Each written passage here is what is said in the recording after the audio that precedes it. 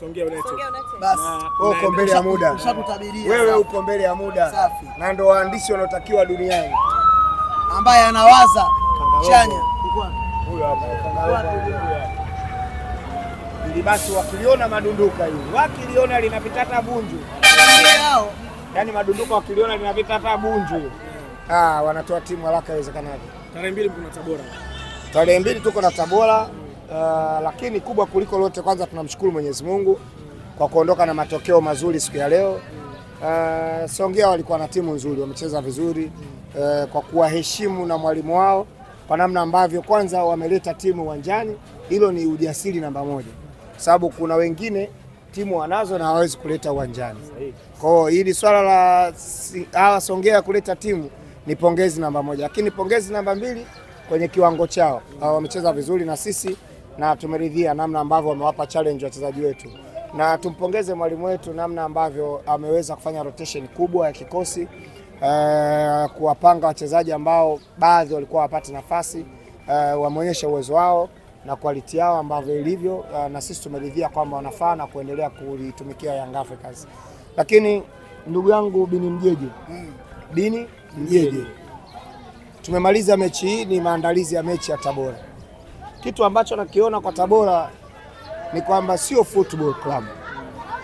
Nachokiona kwa Tabora ni Tabora Modern Taarab.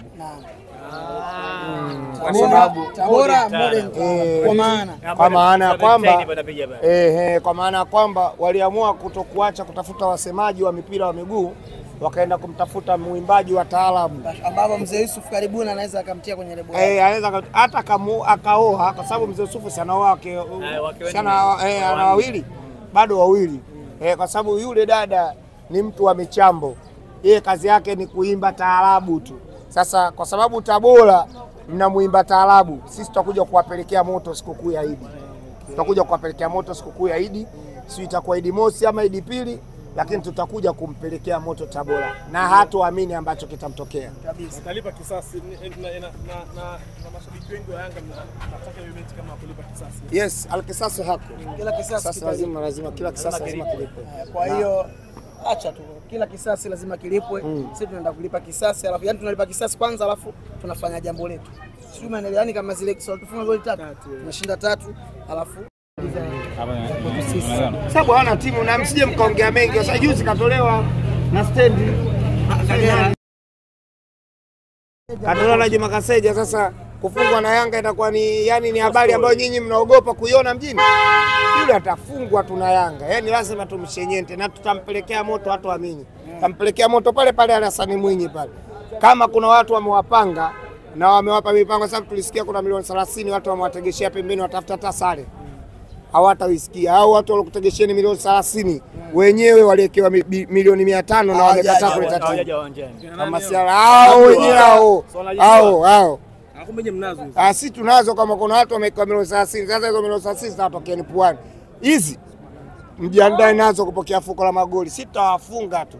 Bwana chef mwawe. Mida inakaribia iftari. Chawata hapa tumealikwa. Hem tupe shairi moja. Lakini usiwaseme Songea. Hii marufuku leo. Kaka, hili shairi la leo wananchi wataka kusikia mseme yule mwenyekiti. Yule pale mwenyekiti huyu hapa mwenyekiti alijaribu kutekenya ngoma ikamgomea, sio kama na msengenya, ukweli nawaambia. Mimi namuogopa Mungu ndo maana nimekaa kando hilo gari la magungu. Basi sio mwenyekiti sana. Wewe naye yule mwenyekiti anaongoza madunduka watu ovyo ovyo kamkumbuka mangungu wa Msovero. Kama gugu maji ya Mwanza. Tunawahi iftari. Lakini mwenyekiti gari lako peleka gereji. Ndio.